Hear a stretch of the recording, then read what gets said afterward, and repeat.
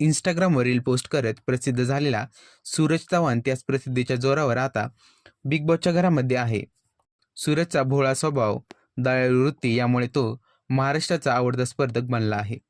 तसेच तो मैत्रीपूर्व स्वभावामुळे बिग बॉसच्या घरामध्ये देखील सर्वांचा आवडता स्पर्धक बनला आहे.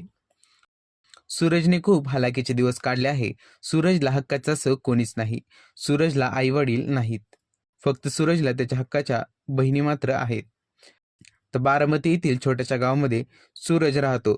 त्या गावामध्ये हे आहे सूरजचे पत्र्याचं आणि खूप साधं असं घर. त्याच्या घरामध्ये एक फोटो फ्रेम लावलेली दिसत आहे.